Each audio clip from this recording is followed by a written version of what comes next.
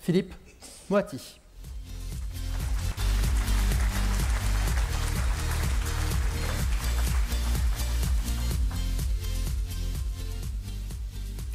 Bonjour à tous. Bonjour à tous. Effectivement, je vais me hasarder à poser la question de savoir si nous sommes en train de nous diriger vers un modèle de consommation durable qui serait évidemment l'une des pièces de cette grande économie circulaire. Et le message que je veux vous transmettre est plutôt optimiste. Pourtant, je suis plutôt d'un naturel pessimiste. Mais je pense qu'on a aujourd'hui quelques raisons de penser qu'on est en train de prendre une bonne trajectoire, mais il faut évidemment poursuivre l'effort. Alors, mon propos va s'appuyer sur quelques postulats que par définition, je ne pourrais pas les démontrer. C'est des positions de principe que j'adopte. Le premier, c'est que je préfère tabler sur le fait que les acteurs économiques, consommateurs ou entreprises, ont tendance à privilégier d'abord leur intérêt personnel. Les consommateurs acheter au meilleur prix, les entreprises maximiser leur rentabilité, plutôt que de se comporter de manière responsable. Voilà. Donc il faut mieux essayer de trouver des mécanismes qui vont jouer sur l'intérêt des acteurs plus que sur leur fibre citoyenne. Deuxième postulat, j'ai du mal, mais ça parce que je suis économiste, je suis désolé, j'ai du mal à imaginer un capitalisme sans croissance. Donc il faudra réfléchir à comment on peut concilier croissance, même si effectivement j'ai bien compris qu'on est borné sur le plan des ressources, mais comment on pourra combiner croissance et préservation de notre environnement. Par ailleurs, troisième postulat, économie circulaire au sens qui vient d'être développé, économie de la fonctionnalité, écologie industrielle, tous ces concepts dont on parle de plus en plus sont incontestablement des modèles d'avenir, c'est même les modèles de l'avenir, j'en suis convaincu, sont complémentaires, chacun a son champ de validité, donc ce n'est pas l'un contre l'autre, c'est tout ça à la fois, mais ils sont souvent trop ambitieux. Je m'adresse ici à des entrepreneurs, j'ai eu plusieurs fois l'occasion de présenter ces business models qui vont avec à des entreprises. Ça intéresse beaucoup intellectuellement, on est convaincu que c'est la voie dans laquelle il faut aller, mais la distance à parcourir par rapport à l'état actuel du fonctionnement des entreprises et aux modèles économiques dominants d'aujourd'hui, la distance est quand même souvent considérable, ce qui fait qu'au-delà de l'intérêt intellectuel, quelquefois, on refait du business as usual et puis on attend des lendemains qui chantent. Donc pour moi, il est important, et c'est ce qui dicte mes travaux depuis quelques années, de penser la trajectoire, les étapes qui permettent d'aller progressivement vers une refonte qui sera au final radicale, à la fois de nos modes de production et de nos modes de consommation pour finalement inventer un nouveau modèle de développement. Mais y aller étape par étape, en étant au départ relativement peu ambitieux, mais pour que du coup la trajectoire puisse s'amorcer. C'est pour ça que j'ai essayé de réfléchir à cette notion d'économie des effets utiles. Alors, ça peut vous paraître un peu jargonneux, en fait, ça entend être au contraire très très basique. C'est l'idée que le challenge qu'on a à relever, et ça à l'échelle de chaque entreprise, c'est faisable, c'est de prendre conscience que nous sommes héritiers d'un capitalisme industriel qui a mis au cœur de tout le système le produit, la notion de produit. D'ailleurs, moi, en tant que prof d'économie, dans les cours de première année, quand on veut expliquer la base des mécanismes économiques, on dit il y a un marché d'un produit qui tombe du ciel, en fait. D'un côté, il y a des demandeurs, de l'autre côté, il y a des offreurs, et puis, par confrontation de l'offre et de la demande, le prix du produit se détermine. Donc même notre représentation de ce qu'est l'économie, ce qu'est un marché, est fondée sur l'idée que préexisterait un produit. Eh bien, ça n'a pas toujours été comme ça, et ça ne sera pas toujours. N'oublions pas que le produit n'est pas une fin en soi, et que tout acheteur, que ce soit un acheteur industriel ou un consommateur, n'achète jamais un produit pour lui-même, il achète un produit parce qu'il attend de l'usage de ce produit de bénéficier d'effets utiles. Tout bêtement. Le produit n'est que le support matériel d'un potentiel d'effets utiles qui se révélera ou non lors de la consommation, lors de l'usage. Et ces effets sont considérés comme étant utiles parce qu'ils vont contribuer à résoudre un problème au sens que vous voulez. Donc fondamentalement, à l'origine de n'importe quelle demande, il y a la recherche d'effets utiles et la recherche de solutions à des problèmes. Le capitalisme industriel a fait qu'on a un peu oublié tout ça. L'artisan connaissait très bien ce que je suis en train de dire, mais on a un peu oublié tout ça parce qu'il fallait industrialiser la fabrication des produits. Mais fondamentalement, l'objectif de l'économie, c'est de produire des effets utiles et d'apporter des solutions à des problèmes. Ben voilà, je dis que simplement, si on revenait à ça, si on arrêtait de confondre la fin et les moyens, et qu'on concentrait notre effort sur la production d'effets utiles et l'apport de solutions, en se disant que finalement le bien n'est qu'un médiateur dont on peut quelquefois se passer, alors on peut envisager un mode de développement qui dématérialise la croissance. Donc en gros, on pourrait produire plus d'utilité avec moins de ressources non renouvelables consommées. C'est un beau défi qui nous oblige à passer d'une logique quantitative, et notamment pour vous de business model quantitatif. Business model très souvent repose encore sur la quantité de produits que vous vendez, et quand vous en vendez moins, vous êtes en difficulté. Passez à une logique qualitative où votre prospérité dépendra de la valeur ajoutée que vous allez être capable de créer, déconnectée de la quantité de ressources matérielles pour la produire. Alors c'est très abstrait, on va essayer d'être un peu plus concret maintenant. D'abord, quelques oppositions basiques pour bien me faire comprendre. Donc le monde d'hier, le monde du produit, le monde des effets utiles. Première opposition, donc c'est celle que je viens d'évoquer. On était dans le monde de la marchandise, du produit matériel, il faut passer dans le monde des effets utiles.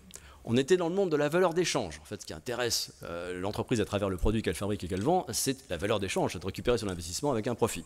Il faut passer à la valeur d'usage, se demander à quoi le produit va servir, à quoi il va contribuer du côté de l'utilisateur. On est sur le paradigme de l'achat, même quand on parle le consommateur, en fait, en réalité, on s'intéresse à l'acheteur, faire la transaction, le moment où on échange le produit contre l'argent.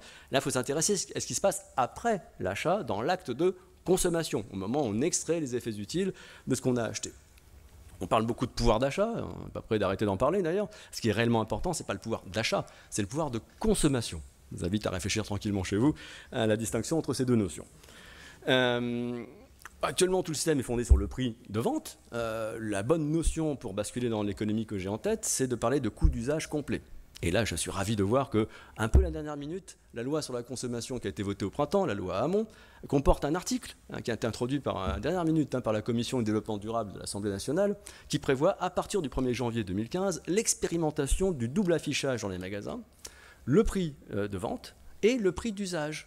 Le prix d'usage, qui ressemble étrangement à ce que j'entends ici par coût d'usage complet. Le CNC, Conseil national de la consommation, a été saisi du problème pour essayer d'abord de traduire ce que ça veut dire, prix d'usage, trouver la méthodologie, etc. Ils sont en train de s'empêtrer dans les difficultés méthodologiques et surtout l'opposition des industriels qui, manifestement, résistent au basculement vers un modèle qui est pourtant un modèle d'avenir. Voilà, je soumets ça également à votre réflexion du week-end. Voilà, et enfin, le modèle actuel est fondé sur la transaction, une relation assez ponctuelle entre le client et le fournisseur, alors que le modèle qui vient est fondé sur la relation, ça a été dit, et une relation qui va coproduire le consommateur et est une des parties prenantes qui va produire les effets utiles. Alors voilà pour la théorie. Maintenant, pourquoi je pense qu'on est en train d'y aller ? Pourquoi on est en train d'y aller ? Et on est en train d'y aller, non pas parce qu'on est devenus tous des convaincus qu'il faut faire quelque chose pour l'environnement et qu'on est conquis par la fibre citoyenne, mais parce que c'est dans l'intérêt des acteurs. C'est ça qui me semble intéressant. Du côté des entreprises, pourquoi les entreprises y vont, en fait, un peu malgré elles ? Parce qu'elles sont engagées depuis une vingtaine d'années, je pense que vous n'allez pas me contredire, dans l'orientation client. Il n'y a pas une entreprise aujourd'hui qui n'est pas orientée client. C'est apparu dans les ouvrages de management, dans la littérature académique il y a à peu près 25 ans, et les entreprises aujourd'hui se sont emparées de cette chose. Il faut mettre le client au cœur, et les plus avancées d'ailleurs sont des entreprises dites customer-centriques. Je suis sûr qu'il y en a dans la salle. Eh bien, quand on met vraiment le client au cœur, quand vraiment on se dit c'est le point de départ de ma réflexion stratégique, eh bien, ce que je dis tout à l'heure, que le client se moque éperdument du produit. Ce qui importe pour le client, c'est de bénéficier des faits utiles et d'avoir des solutions à ses problèmes. Alors, si on est vraiment orienté client, eh bien, on va comprendre qu'il faut arrêter d'aller voir le client avec son catalogue de produits. Il faut dire au client, explique-moi ton problème, je vais t'aider à trouver une solution. C'est déjà assez basique. Ce que je dis, il a été déjà en place dans le B2B, c'est très courant, surtout quand le client est très puissant. Mais c'est en train de se diffuser au marché de consommation. Et si on va au bout de tout ça, effectivement, on peut se rendre compte, dans certains cas, si on veut vraiment être dans cette posture, eh bien, on n'est plus sur la transaction, on est sur une relation de service qui peut dispenser de vendre le produit. On a cité Xerox tout à l'heure, qui est une entreprise qui a compris que finalement, ce n'est pas des photocopieurs qu'il faut donner aux entreprises. Il faut les aider à régler les problèmes de reproduction des documents. Voilà. Et ça n'implique pas nécessairement de vendre un photocopieur. Voilà.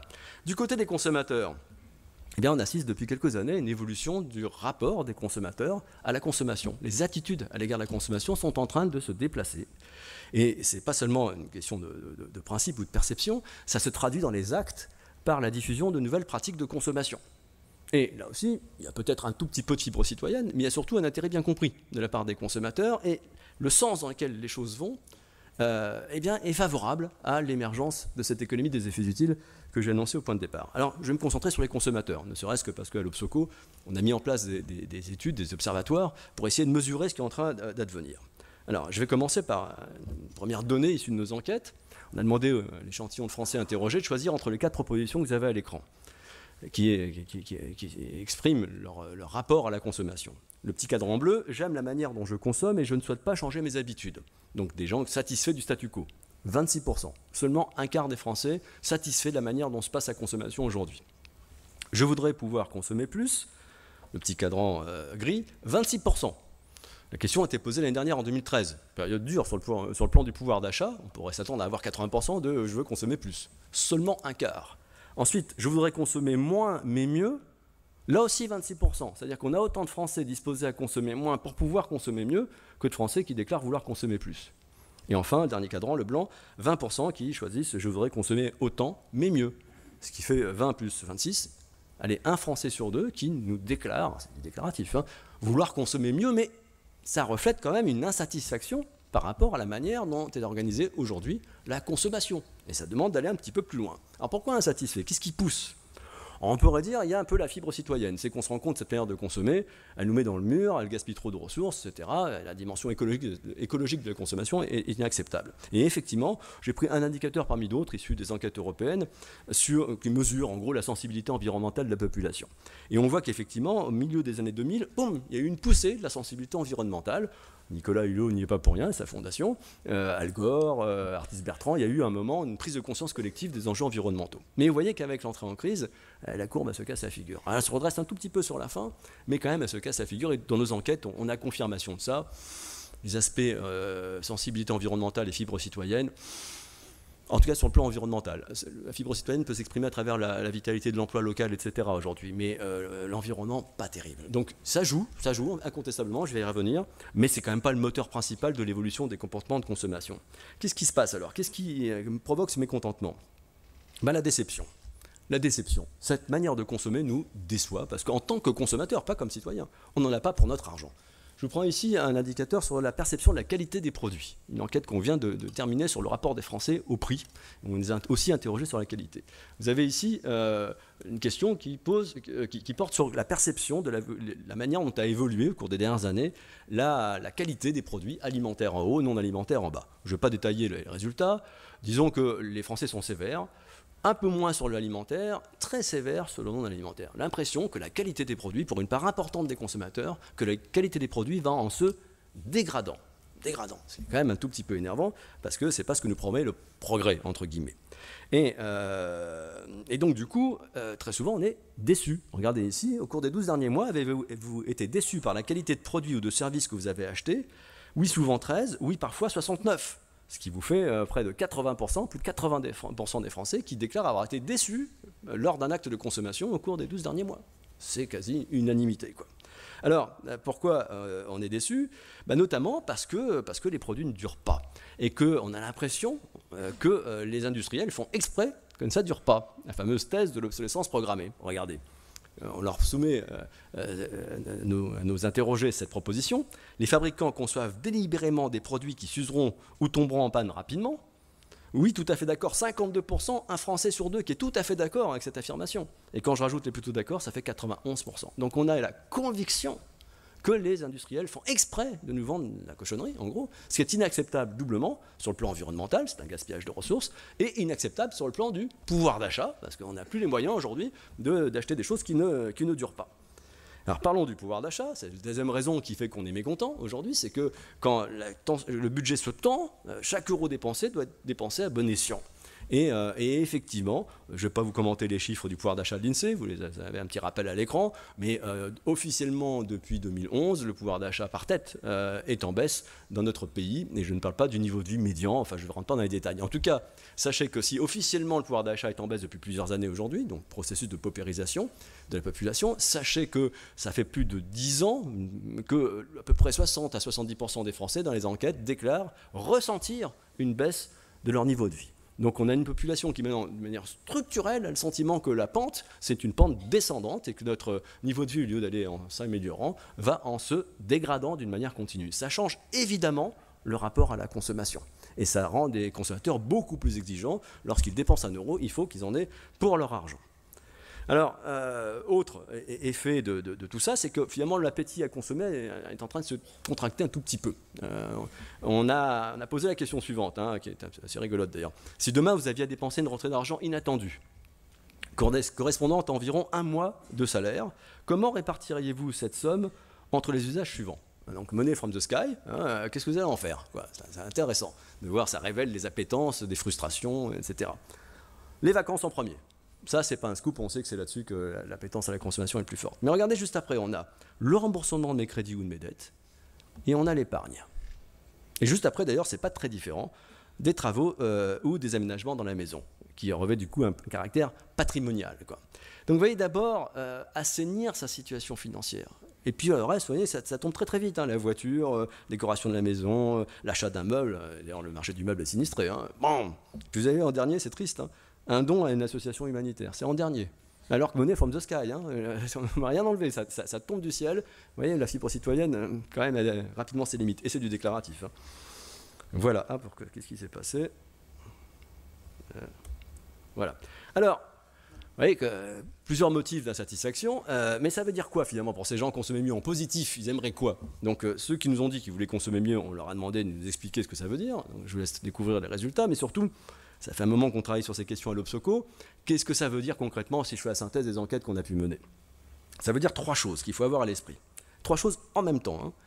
Il y a bien du fait de donner du sens à sa consommation. Alors, les Français sont extrêmement pessimistes. Après un épisode où ils sont restés les bras ballants, terrorisés par les perspectives de l'avenir, on a l'impression qu'il y a une volonté de faire des petites choses à son échelle pour que ça aille un peu mieux. Donc si, à travers sa consommation, qui est une part importante de notre existence, hein, on pouvait faire en sorte d'apporter notre petite contribution à l'environnement, à l'emploi, au lien social, eh bien on est content de le faire. On ne sera pas requis en tant que consommateur là-dessus. Hein. On n'achètera pas plus cher ou pas de moins bonne qualité. Mais si en plus, c'est la cerise sur le gâteau, hein, je peux donner du sens, eh bien je le fais bien volontiers. Ensuite, il y a l'idée de pouvoir optimiser son pouvoir de consommation.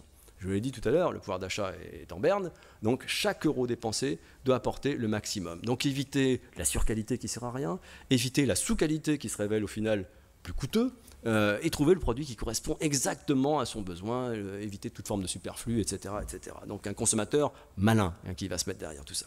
Et puis, je ne vais pas tout développer de ce troisième point parce qu'il est un peu compliqué, mais la première partie de la proposition, c'est une consommation inoffensive. Je veux prendre aucun risque en consommant. Société très narcissique, hein, très anxieux, inquiète par ailleurs. Et donc, la consommation, ça va être que du plaisir. Zéro risque pour moi et pour mes proches à travers la consommation. Et on a vu tous les risques que l'on court lorsque l'on consomme des produits aussi anodins que des peintures ou de la moquette dans la maison. Voilà, alors, et donc du coup, ce contexte est en train de provoquer des attitudes assez nouvelles. Alors, par rapport à il y a 5 ans, avez-vous le sentiment de faire plus attention au prix des produits que vous achetez? Bon, on se dit en période de crise, effectivement, certainement que les gens font plus attention. Et de fait, oui beaucoup, 53%, oui un peu, 33%. Donc là, on est sur du classique. Et d'ailleurs, c'est ça qui entretient la guerre des prix aujourd'hui dans la grande distribution. Effectivement, les consommateurs font gaffe au prix. Mais plus nouveau, par rapport à il y a 5 ans, avez-vous le sentiment de faire plus attention à la qualité des produits que vous achetez? Et là, on a oui beaucoup, 45, oui un peu, 44. C'est plus encore que la sensibilité au prix. Et surtout, c'est plus nouveau. On a des consommateurs aujourd'hui, en pleine crise du pouvoir d'achat, qui vous disent qu'ils font beaucoup plus attention à la qualité des produits qu'ils achètent. Voilà qui est très intéressant. Alors évidemment, très souvent, ils achètent quand même le moins cher. Hein. Mais pourquoi est-ce qu'ils achètent le moins cher? Parce qu'ils ne sont pas sûrs qu'en achetant le plus cher, ils auront la meilleure qualité. Mais quand on leur donne l'information, quand on peut objectiver la qualité, alors ils changent d'avis. Je vous donne le résultat d'une petite expérimentation que nous venons de mener, qui est très amusante. On a pris un échantillon dans une enquête, on l'a coupé en deux sous-échantillons représentatifs. Au premier échantillon, on leur montre la colonne de droite. 2 machines à laver, très proches en termes de look, et avec des caractéristiques un petit peu différentes, mais surtout un gros écart de prix. La deuxième coûte beaucoup plus cher que la première. Pour un petit écart de performance technique, en gros. Et on demande aux gens lequel vous paraît le plus intéressant, quel modèle vous seriez prêt à acheter si vous deviez acheter une machine à laver. Deuxième sous-échantillon, on leur montre la paire que vous avez dans la deuxième colonne. Donc les visuels sont les mêmes. En fait, on reprend les mêmes caractéristiques que sur les premiers visuels, d'accord, les mêmes prix, mais on rajoute pour la première machine, la moins chère, fabriquée en Pologne et garantie 2 ans. Pour la deuxième machine, on rajoute la mention, fabriquée en Allemagne et garantie 5 ans. Bref, on introduit des signes de qualité. Eh bien, regardez les résultats. Dans le scénario numéro 1, la colonne de gauche, 92% des interrogés choisissent le modèle le moins cher, 8% le modèle le plus cher. Deuxième sous-échantillon auquel on a présenté le scénario de la deuxième colonne, 76% achètent le produit le moins cher, 24% achètent le produit le plus cher. On a triplé la proportion de gens qui sont prêts à payer plus cher, parce que là, on leur a donné de bonnes raisons de penser qu'en payant plus cher, ils en auront pour leur argent. Moralité, voilà déjà une petite piste qui n'est pas révolutionnaire, hein, ce n'est pas de l'économie circulaire, mais ça peut valoir le coup. On peut trouver des clients en face de soi prêts à payer plus cher la qualité si on se donne la peine de l'objectiver et de la garantir, de certifier qu'en payant plus cher, eh bien on en a pour son argent. Je trouve que quand on parle de politique industrielle, comment on réfléchit en termes de relance de la compétitivité de notre pays et qu'on polarise sur les coûts salariaux, je sais qu'en disant ça devant des gens du MEDEF, je risque de ne pas sortir indemne, mais le problème n'est pas tant d'ailleurs un problème de coûts salariaux, c'est un problème d'objectivation de la qualité et de la compétitivité de nos offres. Mettez en avant la qualité de vos produits, vous avez face à vous des consommateurs qui seront prêts à payer pour les acheter, s'ils sont sûrs qu'ils en ont pour leur argent. Et puis s'ils ont réellement des produits de qualité à acheter. Alors, passage à l'acte, je vais accélérer. Nous avons mis en place un observatoire des pratiques de consommation émergentes. On a testé dans la vague de 2013 19 pratiques de consommation qui s'écartent des pratiques de consommation ordinaires. Certaines sont très anciennes, comme le don, le prêt, l'emprunt. D'autres sont plus récentes et rentrent dans la catégorie des consommations collaboratives. Le covoiturage, le couchsurfing, l'occasion, la location, etc., etc. L'autopartage, le vélo-partage. 19 pratiques comme ça. Je ne vais pas rentrer dans les détails. On a interrogé chaque Français de l'échantillon en lui demandant s'il le faisait ou s'il ne le faisait pas, s'il fait, avec quelle intensité il fait et pourquoi il fait. On a mis tous les résultats dans la machine avec le bon logiciel et on a fait une typologie, des regroupements. Voilà. Une vision d'ensemble de chaque Français par rapport à tout ça. On arrive au résultat suivant que je ne vais pas commenter, je vous rassure. Regardez la petite patate, la grosse patate grise. On les a appelés les traditionnels. Ils pèsent pour 39% de la population totale. On les a appelés traditionnels parce que finalement, par rapport à ces 19 pratiques, ils font quasiment rien. Ils ne sont pas dans le mouvement. Ils ne sont pas là-dedans. Voilà. 39% de Français qui ne sont pas là-dedans. Mais ça veut donc dire que 100 moins 39, ça veut dire que 61% sont déjà là-dedans. 61% des Français qui, chacun à sa manière, c'est pour ça qu'il y a plusieurs patates, combinant des pratiques spécifiques dans les 19 que je viens d'évoquer, 61% des Français sont déjà significativement engagés dans ces formes de consommation dont on voit les traces à travers l'explosion de l'activité d'Airbnb ou de Blablacar. Donc les Français ont pris de l'avance, en quelque sorte, par rapport aux entreprises. Insatisfaits de la manière dont ça se passe, ils sont en train d'expérimenter des nouveaux modèles de consommation qui souvent présentent des intérêts sur le plan environnemental, parce que mutualisation de moyens, et surtout envoie un signal aux entreprises selon lequel finalement le modèle canonique d'accès à la satisfaction de ses besoins, qui est d'acquérir un droit de propriété sur un produit, le modèle canonique, que finalement on n'est pas forcément si attaché que ça à cette forme-là, et que dans la mesure où on peut trouver des manières efficaces, peu coûteuses ou plus performantes de satisfaire nos besoins, d'accéder aux effets et aux solutions aux problèmes que l'on a, on est prêt éventuellement à expérimenter d'autres formes de consommation. Eh bien, pour une fois que les consommateurs ont pris de l'avance par les entreprises, ça vaut le coup de le signaler. C'est ça qui me rend optimiste, et je pense qu'effectivement, il y a matière à avancer dans cette direction pour les entreprises. Certaines l'ont comprise, et je terminerai en vous montrant très vite un certain nombre d'initiatives récentes de grandes entreprises des marchés de consommation qui commencent à explorer certaines facettes, certains développements de cette économie des effets utiles, qui peut-être les amènera demain à de l'économie de la fonctionnalité ou de l'économie circulaire. En vrac, Decathlon qui, quand on veut vendre un produit de sport, dit pour quel usage c'est fait. Comme cette chaussure de sport qui a été conçue pour une coureuse régulière, 1 à 2 sorties par semaine, à foulée universelle sur route et chemin. Voilà, on a plus de chances de ne pas se tromper, si vous voulez, car on sait exactement pour quel usage le produit a été conçu. L'ajustement qualitatif entre l'offre et la demande va être optimisé, moins de déception, moins de gaspillage. Idem dans l'alimentaire, entre la filière qualité de Carrefour ou le bilan carbone des produits Casino, on donne une information au consommateur permettant d'optimiser le choix. Et un choix optimisé, c'est moins de déception, c'est moins de réachat, c'est moins de gaspillage. Assister les consommateurs au moment où on achète le produit, c'est au moment où on le consomme qu'on va extraire le potentiel d'effets utiles. Mais pour ça, le consommateur doit donner de sa personne, c'est une coproduction. Et il peut être défaillant, il peut avoir des pannes en quelque sorte. Et si le consommateur ne joue pas bien ses partitions, eh bien la consommation est déceptive. Leroy Merlin assiste ses clients. Vous êtes chez vous en train de bricoler avec un produit Leroy Merlin, vous n'arrivez pas à le poser, à l'installer comme il convient, vous appelez la hotline et vous êtes dépanné en direct, assisté en direct par un technicien qui vous dit comment il faut faire. Vous voyez qu'on est progressivement, au-delà de la vente d'un produit, on est dans l'usage, le bénéfice. Les fabricants de biens durables qui ont compris que quand on achète un bien durable, on veut qu'il dure et qui commencent à allonger d'eux-mêmes la durée de garantie sur les produits. Même dans le mass market, où Ikea garantit jusqu'à 25 ans un certain nombre de ses meubles. Quand on garantit 25 ans un meuble, vous comprenez bien qu'en fait, ce n'est pas le meuble qu'on a vendu, c'est l'usage du meuble. Donc, il y a bien encore une transaction sur un droit de propriété, mais quand on garantit, si la garantie est honnête, hein, si on garantit aussi longtemps un produit, en fait, on a vendu l'usage du produit. Et je ne parle pas d'ISPAC qui garantit à vie, hein, c'est ça cadeau. Des entreprises qui se mettent à réparer les produits, très important, mais encore faut-il les avoir conçus pour qu'ils soient réparables, sinon le coût de la réparation est exorbitant, ça c'est bien connu. Des entreprises qui recyclent les produits et qui en fait vous vendent l'usage. Regardez mon bouquin qui est en vente ici, je fais ma petite tâche de pub. Quand vous l'achetez chez Amazon, au moment où vous l'achetez, il vous indique à quel prix vous le rachète. J'ai mis une petite flèche. Ce livre qui ne vaut que 26,89 € par rapport au contenu qu'il y a dedans, là vous avez des sacrés effets utiles, quoi. C'est vraiment pas cher, eh bien, il vous le rachète 12 € et je ne sais pas combien. Donc, ça vous fait en fait une lecture du bouquin à, je ne suis pas très bon en calcul mental, le premier moins le second. D'accord ? Alors là, du coup, c'est vraiment pas cher. Donc, vous voyez, on est encore dans des droits de propriété, mais finalement, le système consiste à acheter de la lecture. On est en train de passer de la vente du produit à la vente de la fonction, avec des formes élémentaires. Ce n'est pas un changement radical, pas à ce stade-là en tout cas. Oxylane, Decathlon, qui a une filiale qui vend des produits d'occasion à valeur ajoutée puisqu'on y rajoute une garantie.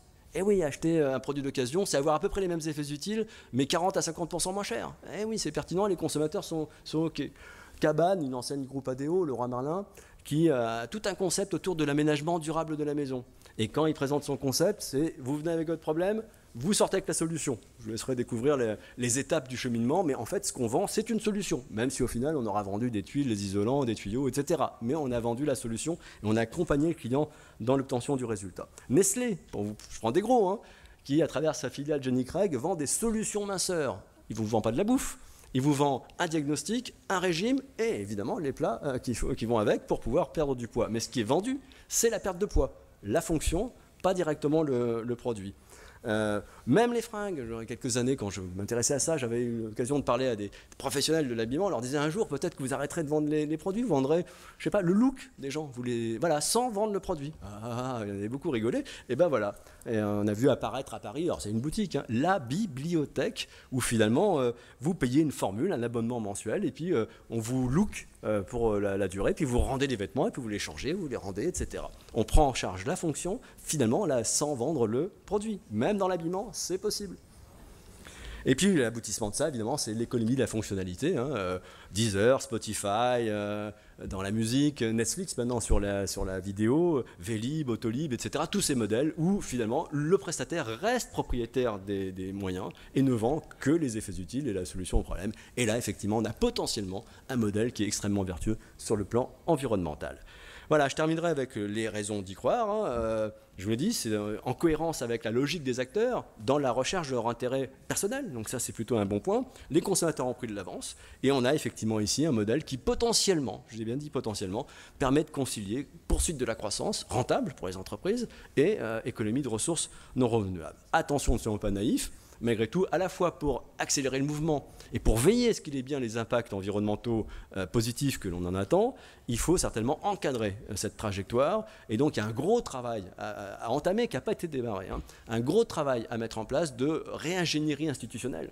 Trouver des cadres de régulation des marchés qui soient adaptés à ça. Parce qu'on a encore des cadres hérités du capitalisme industriel et qui peuvent aujourd'hui devenir des obstacles à l'émergence de cette économie des effets utiles. Donc là, c'est une pierre dans le jardin du gouvernement qui est étrangement silencieux par rapport à cette transition qu'il va falloir mener. Quand on voit que la loi sur la consommation ne comporte rien, sauf cet amendement de dernière minute qui cherche à accompagner le mouvement, ben on se dit il y a quelque chose qui a été raté. Et quand on voit la platitude du discours sur la compétitivité, la réinvention de la compétitivité de notre industrie, eh bien, c'est assez calamiteux parce que là, il y a une vraie voie pour mobiliser les énergies autour de toutes ces initiatives pour refonder la compétitivité de notre pays par rapport à l'invention de ce nouveau modèle de développement qui s'imposera à nous d'une manière ou d'une autre.